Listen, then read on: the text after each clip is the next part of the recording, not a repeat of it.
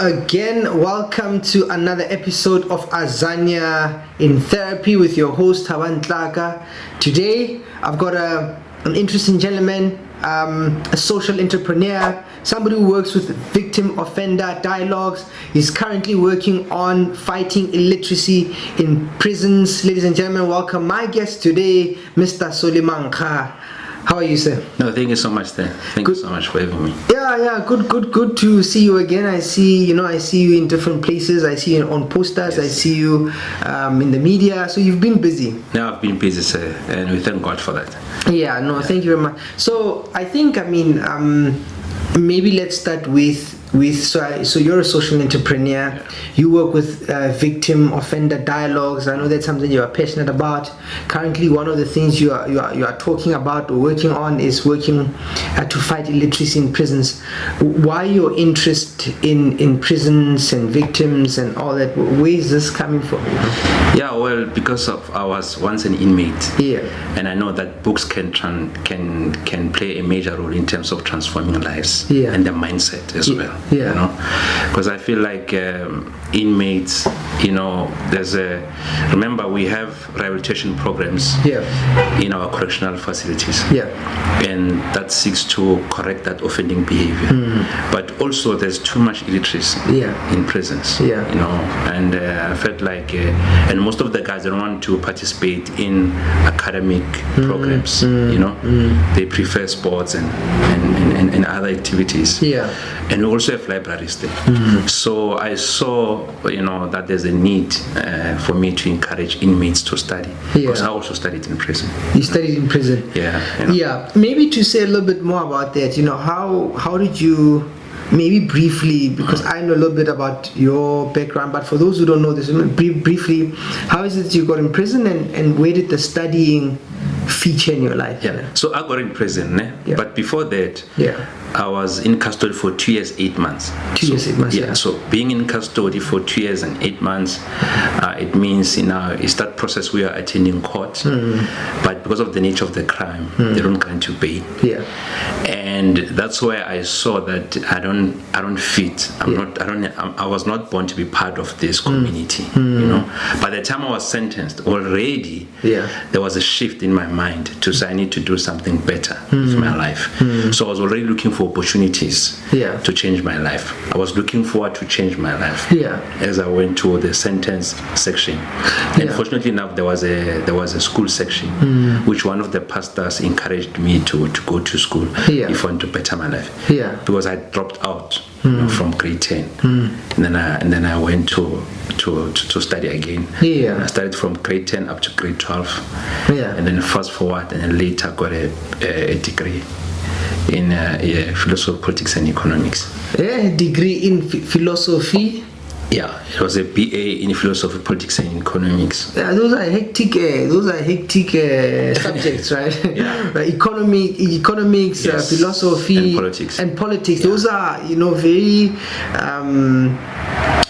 I suppose, very interesting topics to study. And maybe if you could say then, what is it about the time you were awaiting trial that made you think, I think I want something different from my life? What was it about that space?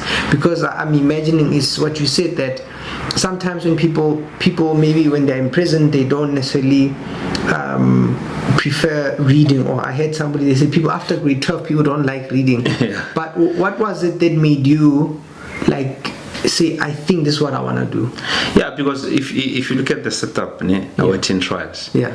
In fact, I have a strong opinion to say we need more interventions with the awaiting trial. Yeah. But we have more interventions on the other side. Yeah. The sentence. After the fact. Yes. Yeah. After.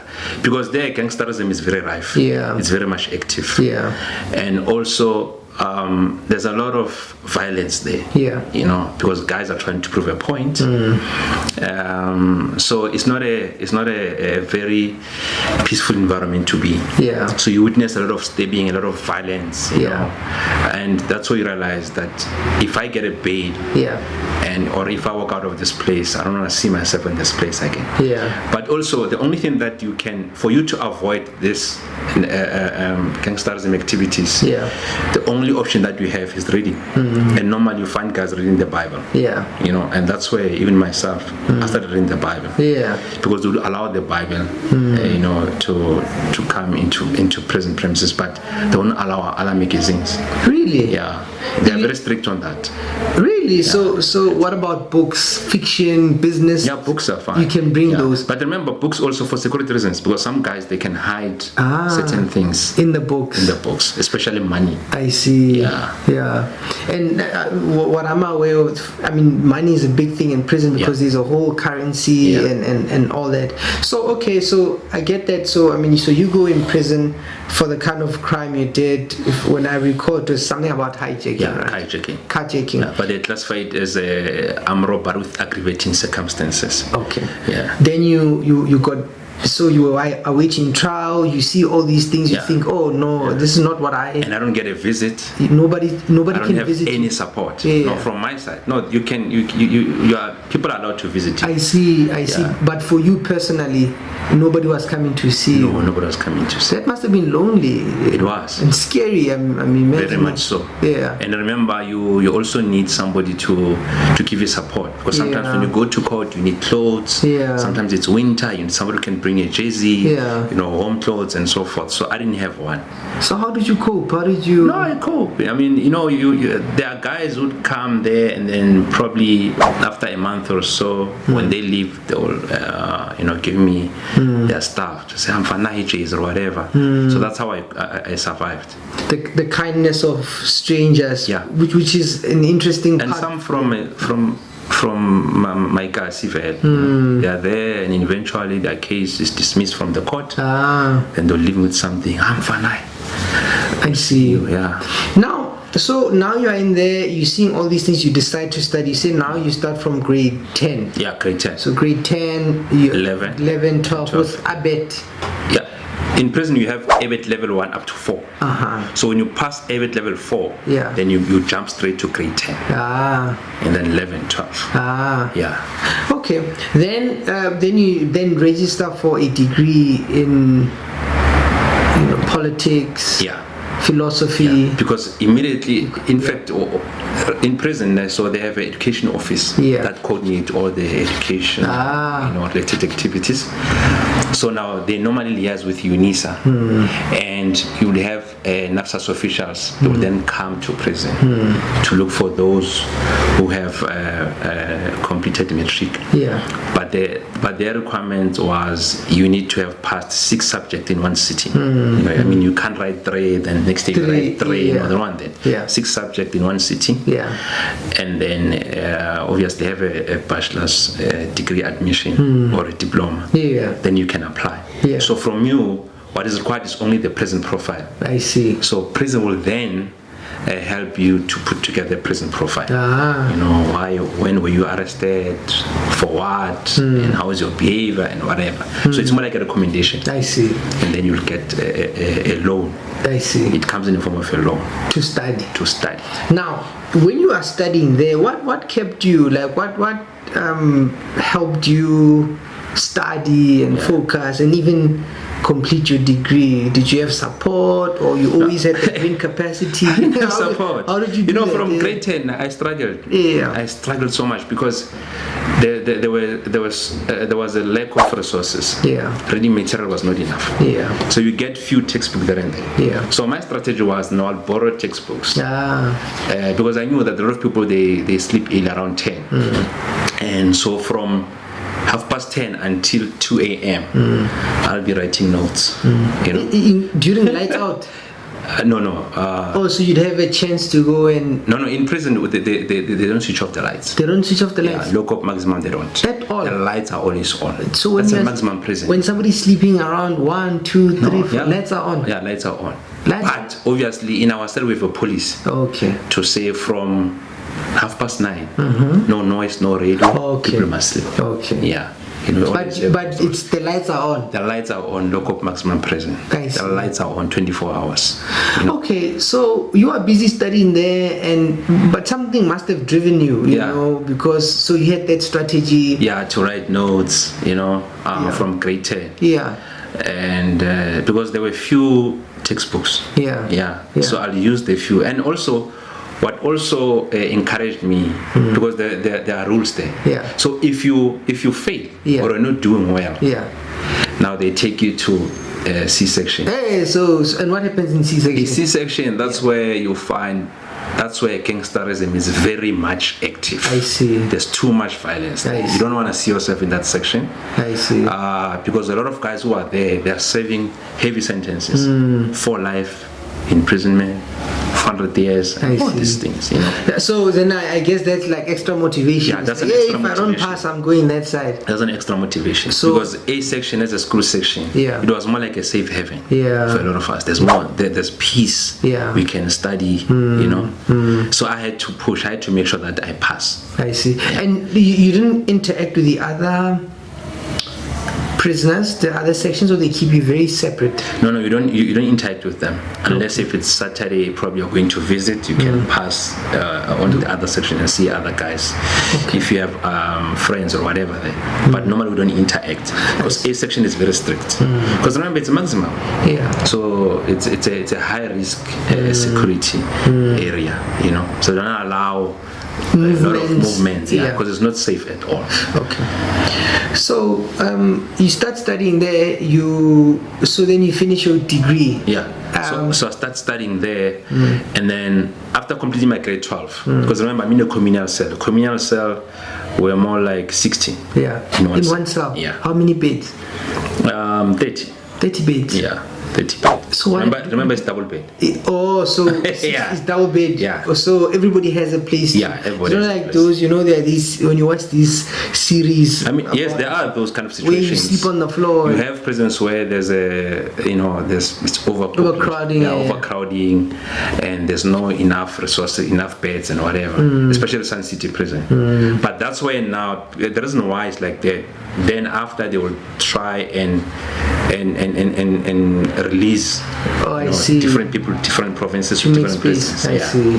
So those prisons normally we call them observation prisons. I see. That's where a lot of people they go there, then the system will then choose based on where one comes from. Probably you're from Natal or Cape Town. If you are from Tembisa, Alexander, they'll prefer local. I see. Then they'll transfer you to those other prisons. I see. To make sure that they deal with that overcrowding. I see. Now you were saying, so at the time you were in a communal cell. Yes. Then you're going to explain. Then I think Then you moved. So once so I was in a communal cell. Yeah. So once you pass your grade 12, and now you are corresponding with your NISA. Yeah.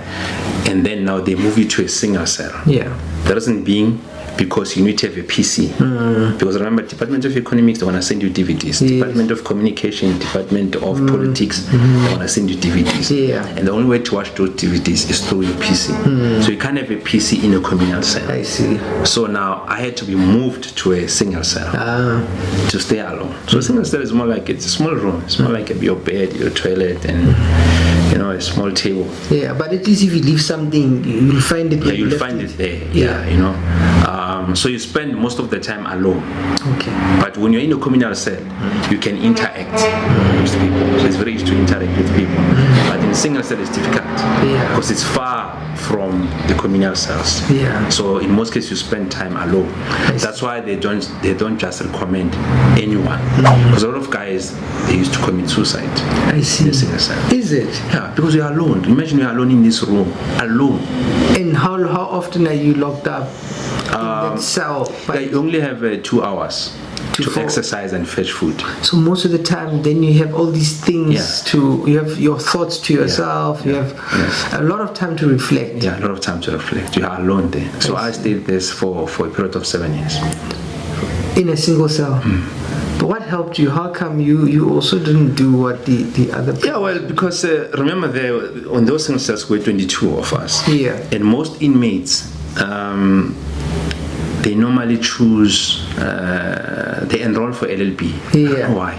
Yeah, well, I suppose I mean you are in prison and you want to know the law to help you. Yes. Yeah. So and then few social work, BN social work or psychology, very few. Yeah. But most of them is LLB. Yeah. So there we are now, 22 of us in different single cells. Yeah. I'm the only one who's doing comments. And now I get the textbook, the study material. You'll be lucky if one of the modules it doesn't have a prescribed textbook, it's a study guide. I see. Now you are lucky, at least you don't have a lot of work to do. But if there's a textbook, it's a problem. Now you can imagine, now you have to read this thing, and you have a dictionary. Now Economics 101 speaks about consumers, microeconomics. Yeah. Now when you go to a dictionary, it's a different definition. Yeah. So now you have to, you have to deal with these things alone. And you can't exactly just call the lecturer or wait for the lecturer and say, can you explain this concept? You can't. And there's no one who's doing economics as well. Yeah. The guys that were doing LLB is much better. They could have discussions, and exchange information. Yeah. So it was very much challenging. But because of, I knew where I come from. And because of already my mind, was in a different, how can I put it? Like there was a shift in my mind to say I want to change my life. Yeah. And the only thing that I had to change my life was education. Nothing. But maybe tell me, because not just for me, I suppose for people who also view this, right? Because when you say something changed your mind, yes, I'm wondering, do you think this is how you were, like you always had the potential before you went into prison, or is it something you learned in prison that changed your mind? Because I'm just imagining the kind of mindset you had before going into prison, and now you find yourself saying, okay, I know where I come from, but this is what I want better, I want different. Like, I'm interested in that shift. What do we not understand? I think I always had that shift. You know why? Because I was not born a criminal. So at some point there were some influences in my life that also had made me to shift my mind to say crime is the way out. And also how crime was sold to me. I mean, my uncle used to tell me that the reason why we have town and township, black people, you find them in the townships, and you only find white people in town. And the reason for that is because of white people, they've robbed our forefathers. So what we need to do, we need to go and repossess. And one of the ways to do that is through crime, whether hijacking, housebreaking. That's why 99.9% of our victims were white people. So they were always, so you're taking back, you're repossessing. We're taking back, that's what we were taught. I see. And that was the discussion at all times. So say, no, you are this, you are like this because of white people. And it was post 1994. I see. Now we are free now. We must go there and take whatever that belongs to us by force. And that's why whenever we went there, we had this, we were proud of ourselves. Even coming back, we were proud of ourselves. We would even brag to say, those Mulung or those white people, tomorrow we're still going back. So you see, so there was that shift. I see. So you had a particular mindset, you had your own dreams, and then you get sold this philosophy that gets you in trouble. But then you sort of, as you read more, you see, then you are reading the Bible, you are reading, now you're shifting towards improving your life. You want a better life. I want a better life. Did you think a lot about what would happen once you left the prison? I did, because I would see most of the guys, they would go out, relapse and come back. So somebody would go out and come back, and if you ask them, like, no, there are no jobs out there, criminal record, stigma, rejection, all these things, Maybe say a little bit about that. I think that the technical term, we call it recidivism. Now, why if you can explain it a little bit better, what makes it hard for people once they get released? How come it's so tempting to get back? There's a quote that says, if you don't prepare, you will repair. Preparing is cheap, but repairing is costly. So I think most of the guys, they don't prepare. You know, they don't prepare themselves for the outside world. Yeah. Preparing it could mean to try and because you know your weaknesses. Yeah. And one thing I've realized is that most of them, they go out without any skill. It's very difficult to survive without any skill. Yeah. You cannot survive if you don't have any form of skill. You gotta have a skill. It's either a skill to serve, a skill to influence people, a skill to do whatever. You need a skill. You know, and I believe that I always say, you know, there are dimensions in our lives. Yeah. So there's a physical dimension, the skills dimension, and spiritual dimension, social dimension. Yeah. But I think most of us, we focus more on the physical dimension. How you look, how you dress. Now you need to go to gym, over sexy, and all these things. Then we neglect other dimensions. We focus on the look. Yes, on the look, you know, and we neglect other dimensions. You forget that, you know, there's these dimensions where you are not well capacitated, whether you don't have formal education, whether you're not well trained, you don't have a skill or anything. So I see. So it makes it hard for them to, once you are released, you can't make a living, because there are also opportunities there. Yeah. You have programs that focuses much on skills, technical skills. Yeah. And it's for free. Yeah. Then you have soft skills. It's for free. Yeah. Then you have courses like anger management. Yeah. It's for free. Those who are in for sexual offenses, they have sexual offenders program. Yeah. And it's for free. Then you have this academic program, every level 1 up to level 4. We have nated courses N1 up to N6 business studies, N1 up to N6 engineering studies. Yeah. Then you also have an opportunity to access NAFSA's funds to further your studies. So they don't make use of those opportunities. How come? Yeah, because you see, whenever motivational speakers are invited in prison, whenever there are events, whenever pastors are invited, guys will choose not to attend. What makes it hard? Because for them, I don't know, but they will choose to, to invest their time in sports, soccer, playing whatever, these small games, Ludo, cards, and whatever, and that is the problem. So it depends where you invest your time. I see. Do you think it's the pressure? Is it the pressure from the group, or is it the people don't necessarily see the value in those things? Like I'm just asking if I'm wondering. I think it's a lack of introspection. Yeah. I think. In any point, at some point, there's a time. I remember there's this verse that speaks about the prodigal son. So the Bible says that guy went out and squandered his wealth. But there's a portion that I like where it says when he came to his senses. I think we all have that moment. When we come to our senses. When we come to our senses. Yeah. But I think a lot of people, they don't reach that point. Probably some of the inmates, they get released and then they relapse, they come back, and then later they reach that point of coming back to their senses. And sometimes it's too late. So probably you'll be blessed to reach that point of coming back to your senses while it's early, then you can be able to correct certain things. I see. Yeah. Now, let's say you had the power to transform, the system. Yeah.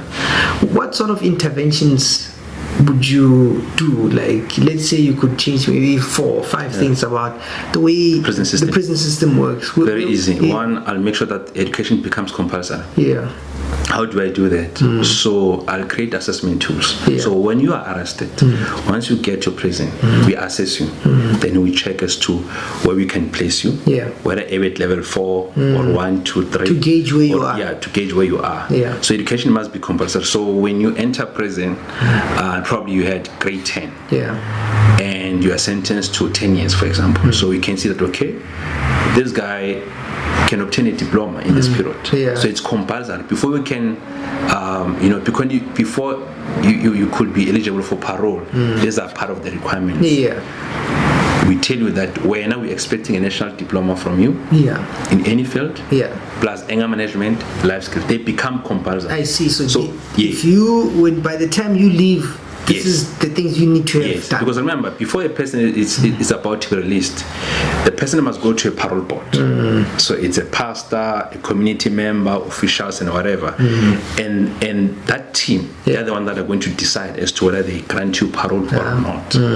So they just observe your behavior, and behavior can be deceiving. Because remember, you can behave well in prison. I mean, there are no. I know of cases where activities. They've released people. And then when the premise that these people have their lives have been transformed, they're ready to go out. And actually they are not. So that'll be the first to ensure that the other thing. The other thing is, I've realized you have like in local maximum prison. So there was 1,200 population. Then you have only 2 social workers and 3 psychologists. And maybe 1 psychiatrist. It's too much work. So what they do is they delegate to inmates. So a social worker will choose to say, okay, this one seems to be clever. Okay, cool. Let me train you so that you can train other inmates. I see. So that's where the problem is. Because remember, when you give an inmate to train other inmates, this inmate is not a professional. He's not well trained in that space. We take advantage of the inmate because we sleep with this guy. We spend most of the time with this guy. So I go to him and say, no, look, my man, I'll give you 50 rand. Put my name on the register as if I was part of the program. Then he will do that. Then you submit the list to the social worker. Then they go and create certificates from that attendance register. Then I get a certificate. But I didn't participate on the program. So you can't. The program did not achieve what it was supposed to achieve in my life. But when I go to parole board, I present that certificate. So then I suppose what you change would be you put more professionals. I'll put more professionals and make sure that they're doing their job. Yes. Or if I don't have the budget, as they normally say, I'll look for child social workers. I see. To come and assist. Maybe 1 more or 2 more things. What else would you change? And I'll also change the program. I mean, if you look at anger management, it doesn't address, because I feel like we have different forms of anger. No, definitely. We have. So you can't have one course that addresses all this. It's more like a blanket approach kind of thing. So I think we'll need to assess each and every individual, because it's easy to do that. We have all the time that we need. And design a program that will address that specific anger that you have. I think I'll do that. Okay. No, that makes sense. I think those are quite helpful suggestions. So now back to you. So you then study and you complete then your degree there. Did you have a graduation? Yes, I did. Because I also got a bursary too. Because I also did a national diploma in human resources management. Okay, and so I also, it's like 2. And I also did my practicals. Okay. Because what I did is the Department of Education said to me, if the correctional center can allow you guys to do the practicals, then do those practicals. Because it's easy. It's all up, because remember there was education office, so I then became a chairperson of the education. So I was the link between the education office and the inmates. So I get to design policies, I get to design training programs to train facilitators and place them in their area of expertise to make sure that they help inmates. So you got some experience, some valuable experience doing that. Then I was going to ask you, so then what happened there? But before I go there's this thing I'm always curious about. There's a story about, I work in different places and I've heard this story from different people. People will say, we're at home and my brother got released from prison. He came back at home. We've never had peace since he came back. He's fighting with us. He's telling us that this house belongs to him. It's just a problem. Like, I've heard that story so many times. What do you think about that? You see, before you are eligible for parole, they first need to confirm your address. There must be somebody who's going to take responsibility to say, we're going to accept this guy to come back home, whatever. But if you check that situation, most of the cases, the families they're the ones who give support to this guy who's behind bars. Yeah. But they are spoiling this guy. He's forever receiving new sneakers, everything. So that, I know prison is a correctional center. Yeah. But that element of punishment, it has to be there. Do you feel that they are comfortable in prison? Yes, most definitely. Some inmates are very much comfortable. They don't even eat prison food. They can afford, to buy better food because we have tuck shops there, and they can also afford to bribe officials to buy them, food outside, KFC and Nando's and all these things. So they are more comfortable, and they get visit every week. I see. Yeah. So that kind of person won't feel any pain. And then they get used to that. So when they get out, then they become a problem. Still continue with it. If it. You can profile them, you'll see that these ones just go and check how was their life behind bars. Yeah. Then you'll see some of those signs. Okay. What about the ones who are like, the ones who are not comfortable? Like, for me, it almost seems as if some people become institutionalized a little bit. Yeah. They don't feel safe. When they go to a place, they want to sit opposite the door. They're always. I was like that. What's that about? Like they always. To me, it seems as if they're thinking somebody's gonna come and hurt me. Yeah. Maybe. How does somebody get like that? Remember, I've been in situations where on the line to go and fetch my food, somebody will be stabbed next to me. Yeah. Because in prison, if you are not part of any gang, you are a victim. Yeah. If they want to solve their issues, they look for those who are not part of the gangs. Yeah. So you always have this thing of, I need to watch my back. I need to observe where I am. I need to make sure there's nobody behind me. I see. So even if when you get to a restaurant, you choose a spot where there's a hall behind you and there's no one who's going to come on either side. So you are able to observe the environment. So that, it become more like a heavy thing where you say, I need to protect myself. You don't trust anyone. Because in prison, you can't trust anyone. Yeah. And why do they pick on somebody who's not in the gang? Like, because they have a problem with each other. Yeah, because picking somebody who's on the gang is going to cause fights between these the gangs. I see. So somebody who's not on the gang, it's much easier. So if you step that person, there's no gang that's going to attack you. Is it because the person fought with you, or you just No, remember, part of the 26, they have this, way of doing things. To say if you want to become a majoro, there are levels there. Yeah. So you need to step an official or step an inmate, or go and, punch an inmate or hit an inmate, whatever. So you get to those levels. I see. Yeah. So then you can become a target because somebody wants to grow in their ranks. Yes. Now it's all about growth in their ranks. I see. So part of then being outside as well, you say that you don't believe in stigma and stuff like that. Maybe a little bit about your life since prison. What have you been done? As I said when we started, I said, I've seen you in different places. So how have you? Maybe some of the things that you managed to do, and how did you manage to do that? Yeah. When I came out, I didn't have a place to stay. Yeah. So, and for me to be eligible for parole, there was a pastor who said, no, I'll give him accommodation. And that's how I was released. And so I know guys, they used to say to me, there's a lot of rejection outside, stigma, but to me it didn't make sense. Because I feel like everyone has a stigma. I mean, if you are 30, you're not married, it's a stigma. Yeah. If you are married, you don't get kids, you don't have kids, it's a stigma. If you have qualification and you don't have source of income, it's a stigma. If you are a professional, you are driving a small car, it's a stigma. So I felt like, no, but everyone has a stigma. Yeah, everybody's carrying their own thing. Yeah, they're carrying their own thing, so why would my stigma be different? Yeah. And who said this thing is a stigma? I mean, who said I have a stigma? Yeah. It's not even written. Yeah. I mean, if I can sell you anything now, you won't say, no, let me go and check your background. Yeah. So that I can discover whether you have a stigma or not. Yeah, I just want the product. I want the product. Yeah. Yeah, so I had to look at things from that perspective to say, these things, they don't exist. Yeah, so how did you make it? Maybe let's say if you could somebody has a child who's coming out of prison, you know, and you want to make sure that they don't return there. Maybe from your example, what helped you? So there was somebody who said, I'll take you in. I'll take you in. How did you start making money and working? So I knew that the criminal record is going to be a big issue.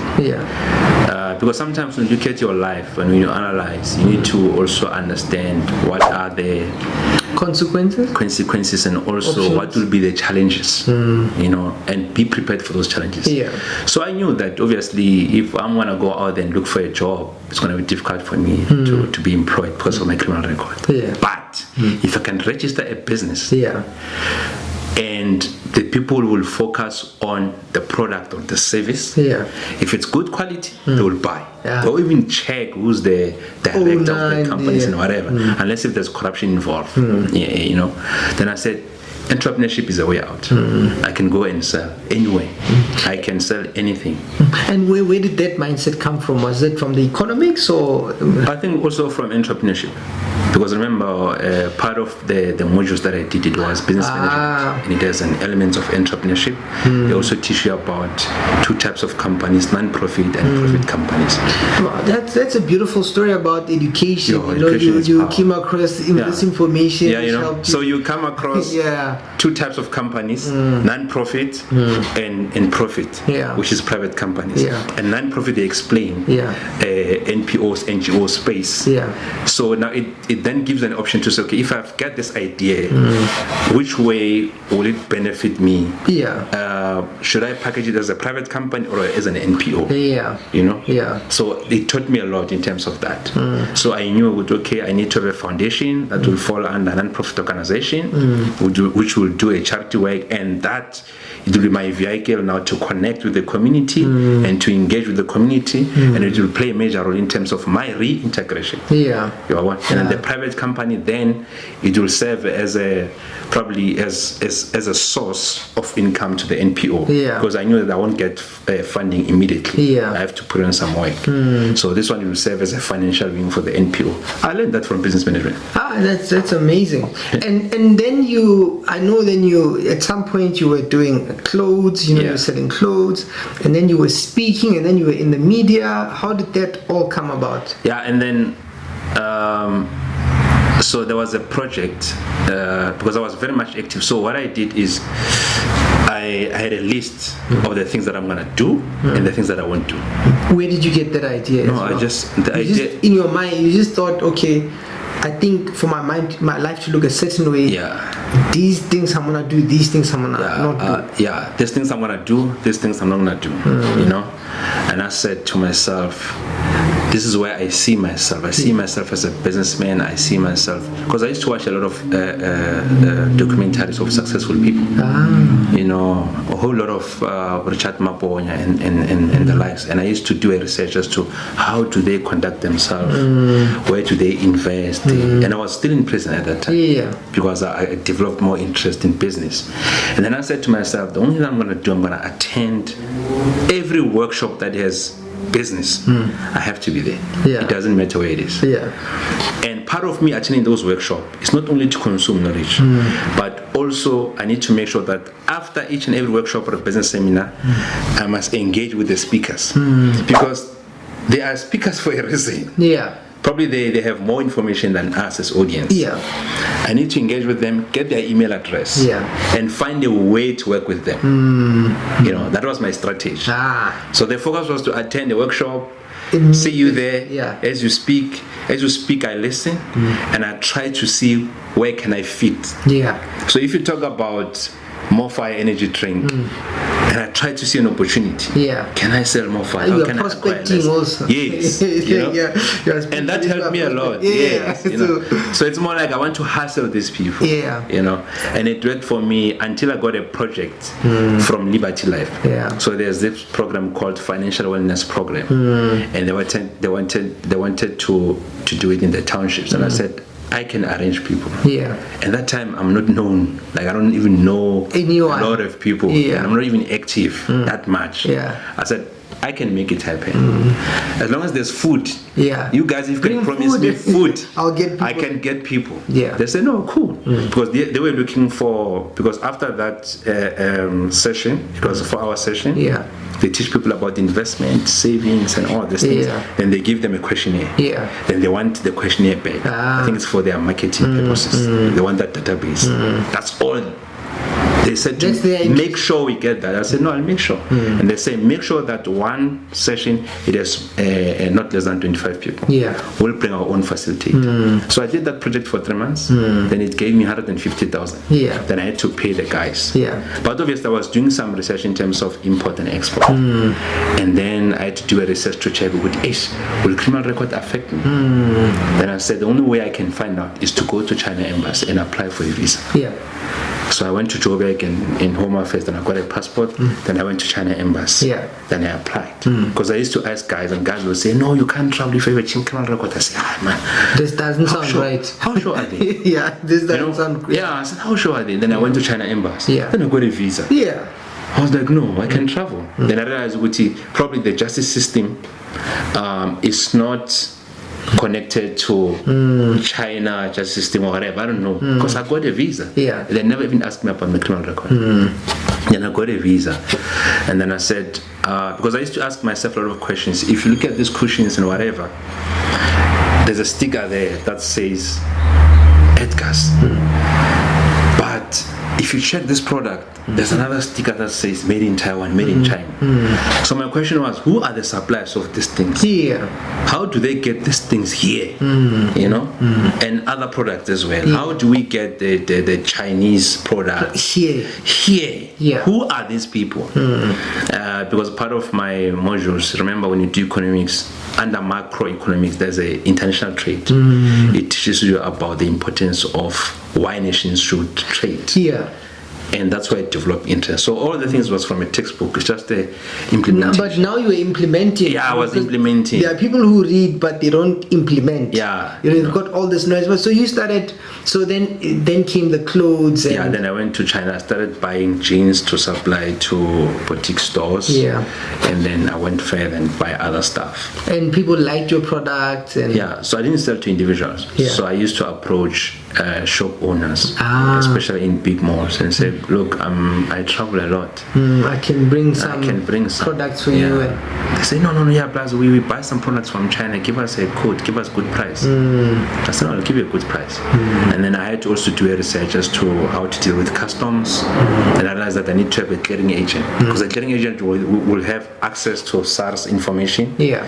And then tell me, these are allowed, these are not allowed. Yeah. These are allowed, but you can only bring so much quantity. If you want to bring cell phones, if they exceed 120, you need to have an ICASA license. Yeah. So make sure you bring less than 100 cell phones. You know, those are the things. So then I got a clearing agent who's going to help me with also to clear all these things. And that's why I started. And you know, at that time, is your now confidence growing? And how are you feeling about yourself and the whole stigma thing? The confidence has already grown, because when I was in prison, after completing my degree, I became a facilitator. So I was a facilitator for ABET level 1 and ABET level 4, and also grade 12 economics. So I was used to giving out information. I see. You know, so I was used to that situation where people, they look up to you. I see. You know, and they see me as a hero, those who want to study. So, I mean, it's like, I find this so amazing, like in terms of how your transformation happened, and you are able to translate that post being arrested and after being released, you're able to work. And then when do you start getting the TV gig? What happened there? The TV interview. So remember, the Department of Correctional Services, they normally they have the Department of Communication. Those are the people who recommend who should do, who they recommend people who should do interviews. Because we're sick and tired of people doing interviews on SABC and talking about corruption behind bars and everything. But they're not talking about the good that the department is doing. They like the education system yes. And they realize that most of these channels, they want stories, you know, controversial stories about corruption, cell phones, and they said, no, look, it was me and few guys to say, look, we're gonna recommend you. So whenever they need somebody to be interviewed, we're gonna send your name. Because we know when you have never been into drugs, we'll talk about rehabilitation, education, transformation, and we're happy with you. And by the way, by the time I started traveling overseas, they gave me a lot of support. You know, because a lot of people will tell you, the parole condition, they don't allow you to travel. But actually they do. You just have to go to your correctional office and explain. As long as it's part of you, you know, making your life better. They allow you. You know. So it's like, so long as you're frank and honest and authentic with them, and so they're allowed you to do that, and then you start having the interviews. Start having the interview, but also I'm strategic. Whenever I do an interview, I make sure that after the interview, you talk to the producer. I need to talk to the producer. Let me have his contacts. Because one day I might have a content. So I know who to contact and talk to. And the present as well. So I create relationships and I make sure I treat my relationship very well. If I don't have anything to say, I don't say anything. So you don't abuse, because you have a number, you don't just I might not need you now, but I might need you in 2030. But I still have your contacts. But now and then I check up on you. Say, how are you? Are you good? No, I'm good. Cool, thanks. Then I'm out. You know, so that's what I used to do. You know, then I realized that I'm doing a lot of interviews on radio, on TV about my story. I think I need to come up with an idea also that I can pitch. You know. So now it's like I see you going from one level to the next and growing. And so part of also what you are doing now is you've got a new project, or you want to work with, you want to increase the level of literacy in prisons. What's that about? Where is that coming from? It's all because you know, sometimes I hear voices. So I remember, just to take you back about this, but I remember when I was in my single cell, then I got a letter that says I need to have a PC. And I was like, who's gonna buy me a PC outside? You know, it's like when you are here, sometimes you have few units of electricity and you're thinking, who's gonna buy me electricity? Check on your contacts and there's none. So I was in that situation where there's no one who can buy me a PC. Then I saw 3 products. So there was a voice that said, there are 3 products. There was a Handy Pine Gel. I don't remember the other product. I think it was Cheek or something. And that voice said to me, go and pick up those products. So when you turn those products, then you'll find a number there, a contact number, consumer care line or customer line. Take those numbers, ask a prison official to escort you to make calls, call those companies and ask only for their email address. And I did that. Then write a request letter, attach your academic records and your prison profile, and do a simple, just ask for a donation of a computer. And I did that. Fast forward 3 weeks after I've sent those letters, and I got close to 12 computers. And the center said you must choose one. You know, they say we'll offer you. So now you've got like 12 you could because pick I wrote to a lot of companies. I'll just look for any product. Then I write any product I write. You know, and they responded, and I got 12 computers, and the center said you can only choose one, and I chose the best. You know, so I always hear voices. So I heard this voice that says, no, there's too much illiteracy in prisons, and the number of people sitting for exams is declining every year, and to a point where they no longer meet the requirements of the Department of Education, because you need to have a certain number of people sitting for the exams. I see. I said, but we have libraries, and those libraries were very effective, but there's old material there, and we have a lot of local authors with good content that people can relate with. No, let me approach them. So, and then me and my business partner, Skim GP, went to meet with the National Commission of Correctional Services. He was acting by then. We saw the idea. Said, okay, cool. Give us a sort of like a proof of concept. Then we had to do it. So we had to talk to authors and get books, 2 books from each author. Go to the library, put those books, choose one inmate to manage the library and make sure that inmates can come and borrow book and bring the book. Because remember, sometimes when you're looking for funding, you also need to have enough information. Because funders, they can't fund if you don't give them enough information. So that will be irresponsible. Then we did that project, and now we're just waiting for a budget of 6.5 million. We'll be buying books from authors and making sure that all the 243 prison libraries are effective and guys can go and access information. Because sometimes you don't need formal education. Reading your book, Focus and Flourish, it's enough. Start, finish, and have the power. It's enough. It can change somebody, and they can implement. The key is to implement. Is to implement. No, I believe in reading and things like that, because I mean, even studying my own practice, it's ideas I got from the book. Where I was reading a book, Think and Grow Rich, by Napoleon Hill. Yes. Hey, a lot of people read that. So I was going through that book. I had an idea. He said he makes the point. He says a lot of businesses go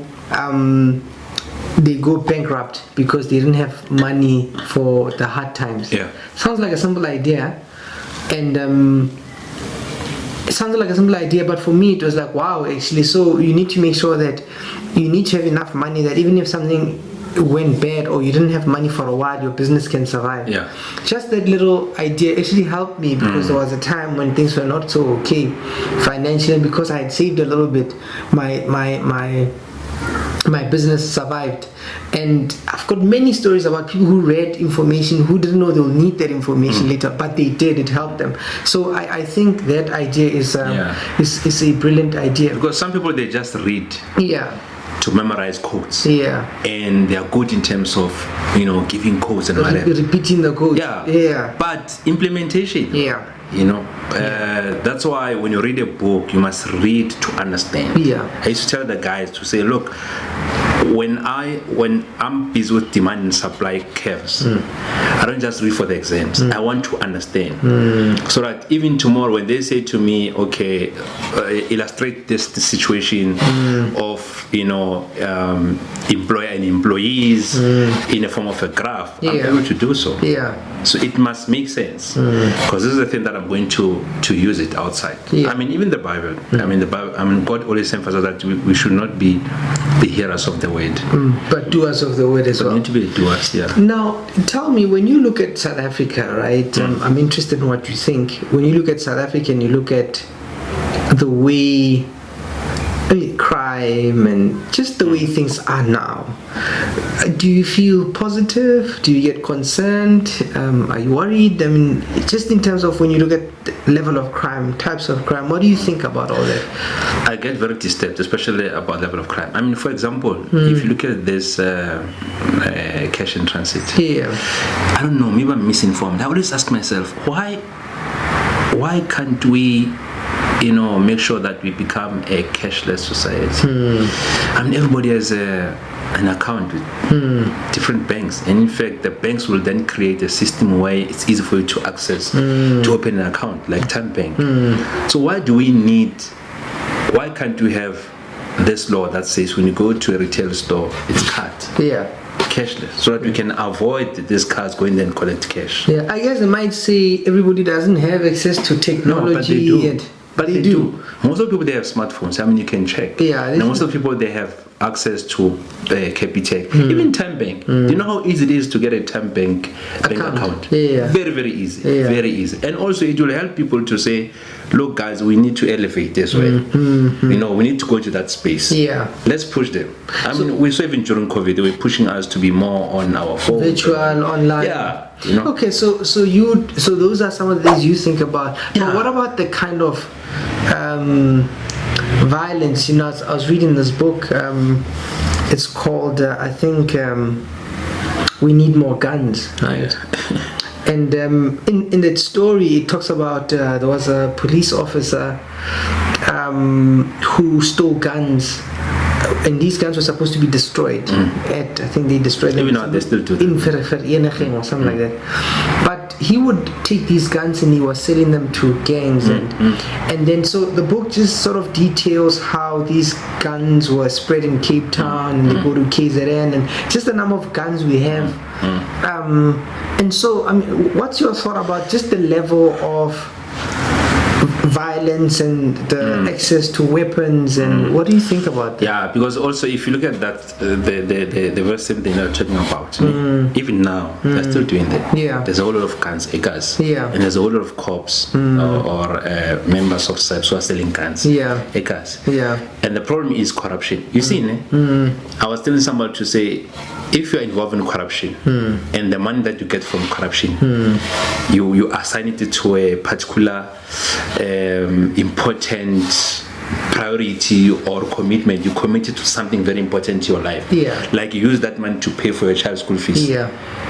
It's going to be difficult for you to disconnect from that corruption, because that money, it pays your child's school fees. Yeah, it's attached to something meaningful. It's attached to something. Thank you so much. Yeah, you know, or probably it's paying for your car or whatever, and that's what normally is happening. Yeah, I see. And that's why it's difficult for these people to move away from that. But also, if you look at the crimes, these violent crimes, remember when people they look at the car hijacking, they only focus on the perpetrators. Yeah. You have people within the traffic department. I know about my uncle. So the criminals, they have access to those papers, Yeah. the car papers. Yeah. In the olden days, they used to come up with something which we used to call it a tag. So it's a paper and a tag and that disc. And the car probably, let's use Polo for example, red in color. Then you have guys who specialize with tracking devices. Then you have guys who specialize in, I don't know how to put it, in our language. Yeah, to remove the number on the engine. On the engine and other numbers, the chase numbers or whatever. Yeah. And put the numbers according to the specification of this paper. Yeah. So you see, it's a whole system. It's a whole system. Yeah, a whole network. A whole network. People, yeah. Then you have guys who call themselves VW specialists, mechanics, cars. Yeah. Who gave them the license to do so? And where do they get the parts of those VWs? Yeah. It means now they buy from these boys. Yeah. So they buy from stolen cars. Yeah. Because there are people who just buy for they just want cars. Yeah. They just want parts. Yeah. So it's a whole system. A whole network. It's a whole network. So I know from experience, we used to get a list to say, guys, we're looking for these 3 types of cars. And who would be looking for those type of cars? Is it just somebody who wants a car, they go in the order, or would it be like a dealership, or is it like what's happening now when the cars are going over the border? Where does the order list come from? Yeah. The order list, there are guys who specialize in that industry where they buy cars and they sell them. They export them to neighboring countries. Yeah. And they don't ask where this car is from. And no, there's the papers and everything. Oh, it's so my car. It looks legit. It looks legit. Yeah. But also with this, what we call this industry, Uber, is it e-hailing? Yeah, e-hailing industry. Yes. Now, you have a lot of cars there that are owned by black people. And remember, when it comes to insurance, a car that is meant for business, insurance becomes expensive. Yeah. So some, they can't even afford insurance. So when that car, it's maybe getting involved in an accident or whatever, what are you going to do? Yeah. So you're going to look for a stolen car too. So any car that is used by black community for business is not safe for you to use it as a private car. Yeah. Oh, because it might be taken away from you. You look at 2020, 14, 15, there was too much hijacking of Fortuna. Yes. Why? Because those Fortunas, some of the parts, they were a feeder of Quantum. Yeah. And you have a lot of Quantums being involved in accident or whatever. So there was a market for this Fortuna until there was this new one, 2017 model. It's much better. Even if you Google, you can literally see which cars are at risk of being hijacked. Yeah, because there's a demand. There's always a demand. Now, let's say, I suppose when we are rounding off, right?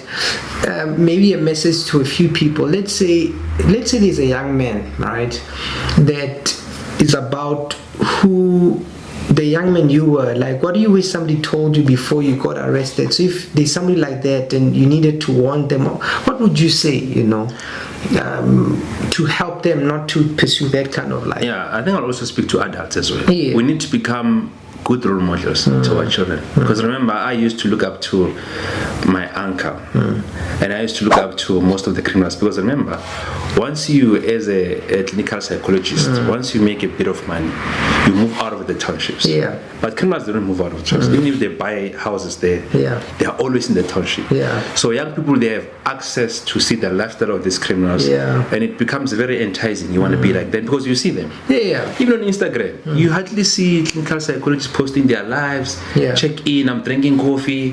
Now I'm driving this car. No, they tell us, us not to do those things. Yes, but a lot of young people are captured in that space. So we need to be proper models. Role models. You know, even now on Instagram, social media, you hardly see doctors, engineers, entrepreneurs, telling us about their life, the cars they're driving, the house they're living in, so that we can derive inspiration to say, if a clinical psychologist can live this life, oh wow, But we see artists and alcohol, nightclubs, and whatever. So even during my era, we had access to the lifestyle of criminals more than of professionals. That's why for us, school was not important. So the best advice I wouldn't give to a child, but I would then say, because a child is looking up to adults, adults needs to be a good role model. It's like taking your son you say to your son, let's go to hardware, I need to buy a paint. You get there's a guy who says, no, I can give you this paint, Mali. And your son is watching. Yeah, and you agree. You agree. Your son's like, okay, meaning this is what we do. This is what we do. Yeah. So I think if we need to emphasize on us as adults to become good role models. Yeah, for me that's actually a profound thing, because I'll tell you what happens with us, right? When you study as a psychologist, part of there are many rules, right? And you are careful about the things you put. Like it's actually very difficult to even post your lifestyle, what you do. There are all these things you think about, but when you put it that way, I can see then partly that's what the problem is. Because sometimes people will ask me, as a psychologist, what like can you make a living? So for me that's a strange question. But then the way you put it, I can see, is because we also don't share. Look at us. You can go and interview every child or every young person. They'll tell you, I want to be a singer, I want to be an artist, I want to be what, because that's what is sold to them. You can only aspire to become what you see. No, that's a very powerful idea, and I think it's food for thought for us. Now, what about because you talked earlier about the system and the network, what would you say to people who cut corners? Because for me it seems as if the average South African citizen is okay, like cutting corners is okay. It's okay to pay for your license, it's okay to go at the back and pay for the paint, it's okay to pay for a job, it's okay. It's like almost this is people don't see that these things are linked, or somehow it can come back to hurt you, But sometimes the way corruption is so rooted in those systems, it's very difficult to become not even part of them. I can tell you, even myself, remember when you're coming back from China, so you have this amount of goods that you need to declare to SARS so that you can pay tax. But now, as soon as you declare to SARS, remember, this SARS officials will tell you, okay, my guy, I see this item is 39 yen. They're just going to try to make your life difficult, to say, but I can help you, so that they were less than 39 yen. But give me something. And if you refuse, they were like, okay, but we don't have proof. Where's the proper receipt? They make your life difficult until you succumb to that pressure. And you become part of so that even corruption. If you want to be like a good citizen, people, they make it so hard for you. We've seen, if you've done your research in terms of how people get their learners, not even licenses.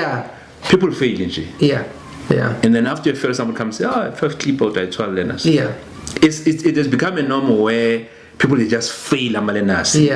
Without even knowing how they failed this learners. Because now it's stopping your life. And what can you do, because you're now in a corner. Now corruption becomes a way of life. That's what is happening at the airport. That's what you do. Any day want to establish a relationship with you. That's why even when you go overseas, you need to communicate to some of the staff officers to say, look, I'm going. They say, no, it's our shift. To a point where there are cliques there. So if it's this shift, they don't know you, they're going to make your life difficult. So then you need the clique that knows you. You see.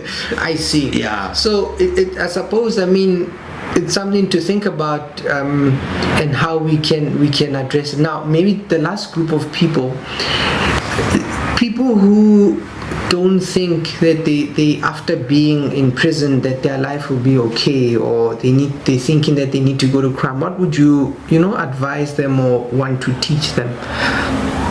Yeah, well, I think and prison, let's not only talk about the physical prison.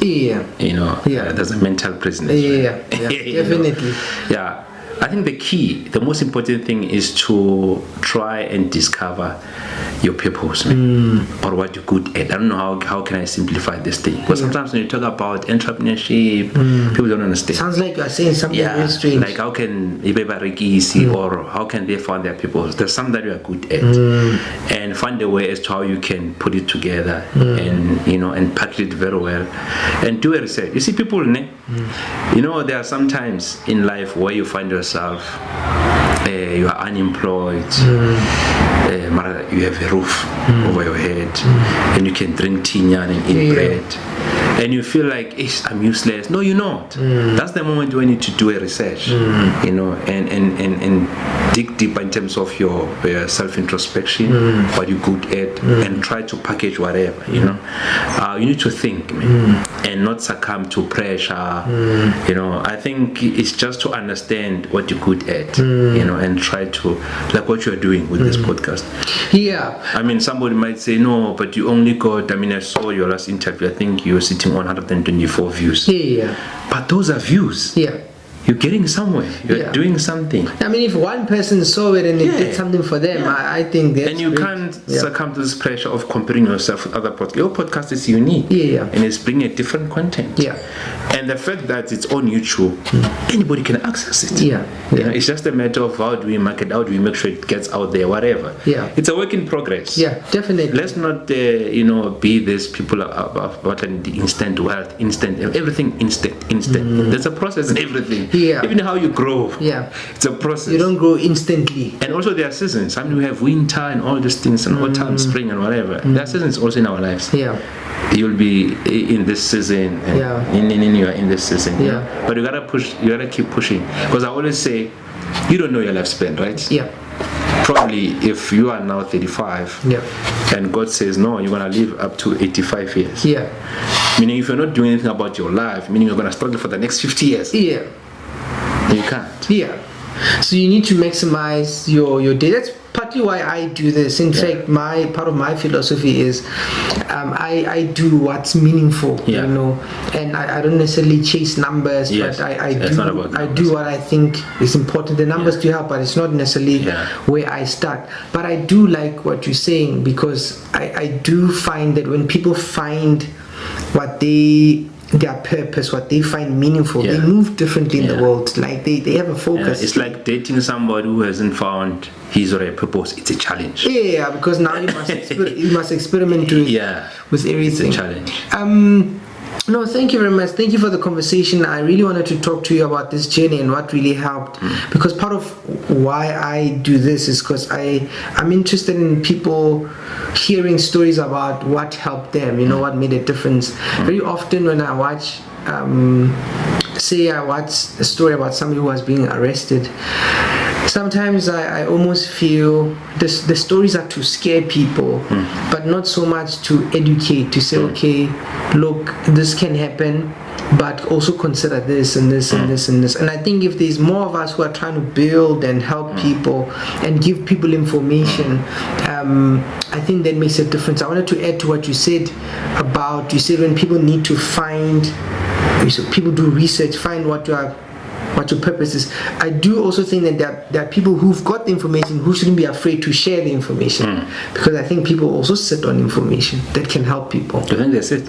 I think they sit on it. I think there are people who could inform people, like, look, here are the options, try but this. I think that creates also opportunities. Like, for example, if you have a certificate in PR, not even a diploma, a certificate in PR, we have a lot of small businesses, that need your expertise. They don't know how to access them. You have a lot of people who are sitting on information. They don't know which platform to go to. You then become a PR management for those people. Definitely. It also creates opportunities. Definitely. You know? I like the way your mind thinks. Yeah, like it a also, businessman. it also creates opportunities. But it's not about we're not going to school to be employed. Yeah. If we're employed, then it's fine. Yeah. But it's also about if you can't answer a question that says what can you do with this knowledge. Yeah. If you can't do anything with this knowledge that you have, then it's a problem. Yeah. You must find a way to. So my point is that it also creates opportunities. Yeah. You know. No, thank you very much. This was quite insightful. Thank you for making the time, and thank you for the conversation. Thank you so much for the opportunity. Thank you.